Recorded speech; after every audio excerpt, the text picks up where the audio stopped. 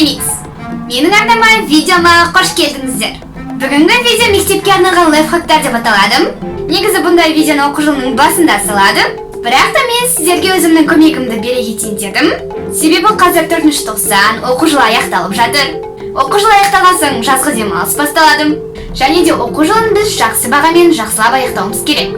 Сондықтан бүгінгі видеода сіздерге менен бір көмек болсын деп, мектепке, сабаққа, жалпы оқуға арналған лайфхактарды көрсететін боламын. Сіздердің кәделеріңізге жарайды деген ойдамын.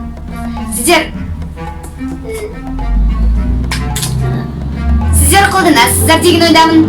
Сіздерге 4-ші тоқсанды жақсылап аяқтауға тілектеспін. Ал ендеше көп созбай видеомызды бастайық.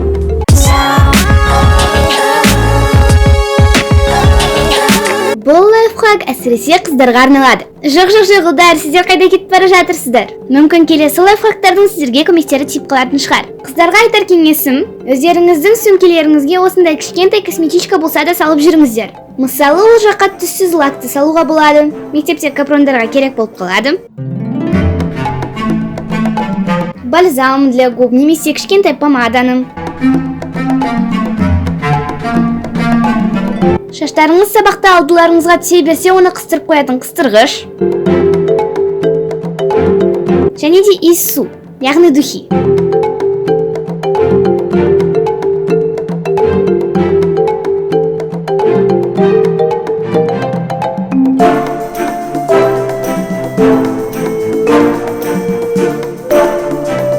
Бастысы кішкентай сөмкеге сиятын болса болды.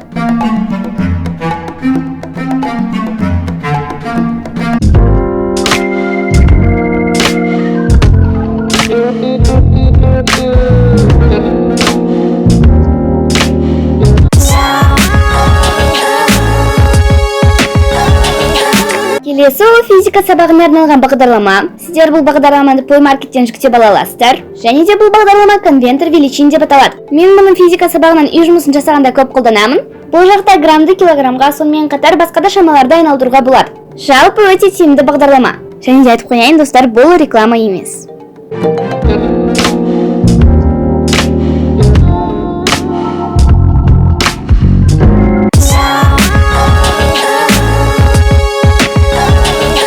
Сіздерде сөмкеден әр дәптерді алып, оны ашып қарап, қай дәптер қай сабақты екенін түсінбей отыратын кездеріңіз бола ма? Бірақ та бұл лайфхак сіздерге көмектеседі деген үміттемін. Сіздерде түрлі түсті маркер болса, дәптерлеріңіздің үсті жағын әр түрлі түспен бояп қойсаңыздар болады. Ал егер маркер жоқ болса, мен сияқты осындай кішкентай стикерді алып, дәптерлердің үстіне әр түрлі түспен жабыстырып қойсаңыздар жеткілікті. Тек қай түс қай сабақтық екенін жаттап алыңыздар. Немесе сол стикердің үстіне қай сабақ екенін жазып қойсаңыздар болады. Бірақ та достар, мен ұмытып кеттім.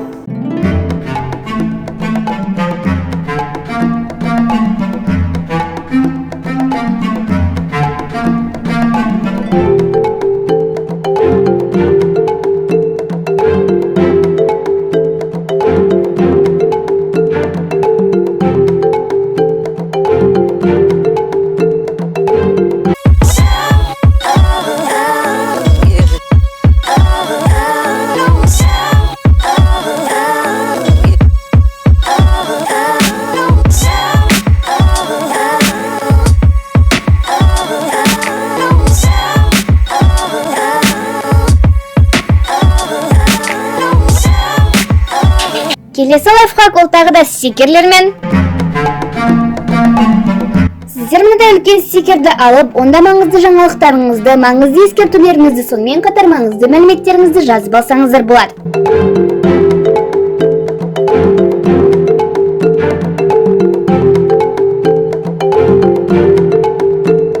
Және де соны ұмытып қалмас үшін көп қарайтын жерге жабыстырып қойыңыз.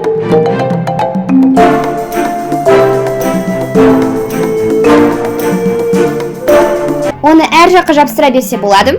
Бірақ та кеңес беретін жерлерім ол компьютердің алды және де тоңазытқыштың алды. Сонда ұмытпай, міндетті түрде қарап жүре аласыздар.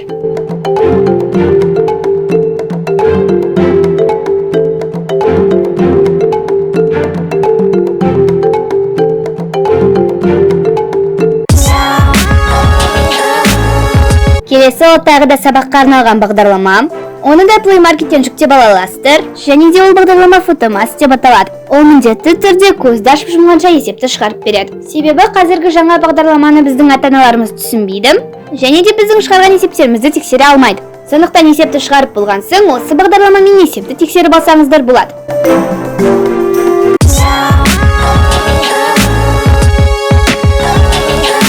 Қалаған бір дәптерді алып, содан мектепке арналған күнтізбе жасаңыздар. Ол жаққа сабақтардың санын, дене шынықтыру қашан болатынын, қашан сабақ басталып, қашан аяқталатынын жазып қойсаңыздар болады. Сонымен қатар мен сияқты мектептегі мерекелерді жазсаңыздар болады. Мектептегі мейрамдар, мерекелер, жиынтық бағалаулар қашан болатынын тізіп жазып қойыңыздар.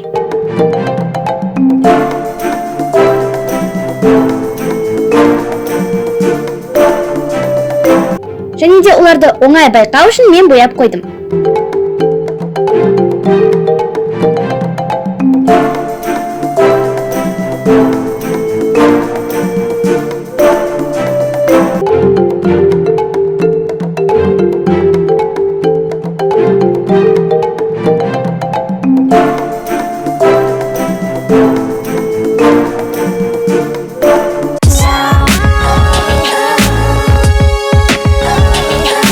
Тағы беретін бір кеңесім, ол таңертеңге бір будильник жетпейді. Ешқашанда бір будильник қоймаңыздар, тұра алмай қаласыздар. Сіздер де мен сияқты ай қазір тұрам деп жата бересіздер ме? Әлде бірден тұрып кетесіздер ме? Сондықтан мен таңертеңге 6-7 немесе одан да көп будильник қойып қоямын. Сол кезде барлығын өшіру үшін әрине тұрамын. Және де солай сабағыма кешікпеймін.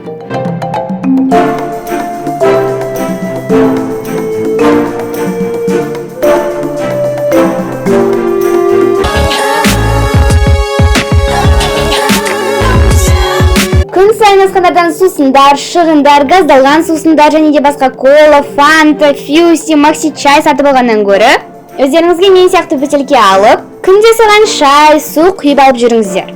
Таза судың өзі де пайдалы, және де шығындарыңыз көп кетпейді.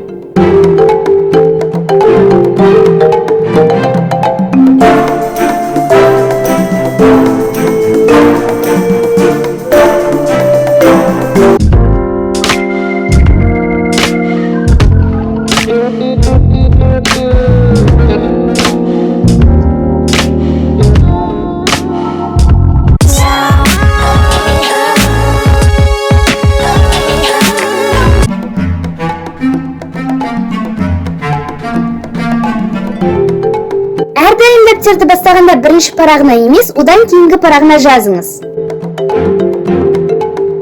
Содан соң дәптердің барлығын жазып болған соң, бірінші парағына мазмұнын жазып қойсаңыздар болады. Осылайша іздеген тақырыбыңызды оңай таба аласыз.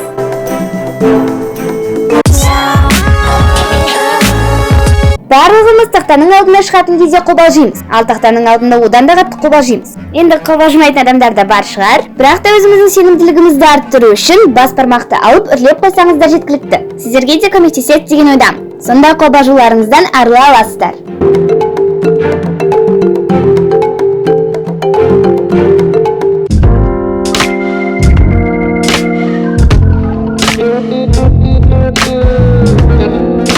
Алысымен достар, менің видеом тамамдалды. Сіздерге ұнаған шығар деген ойдамын. Міндетті түрде осы лайфхактарды жасап көресіздер деген ойдамын. Мен сіздерді қатты жақсы көремін. Келесі видеода кездескенше сау болыңыздар.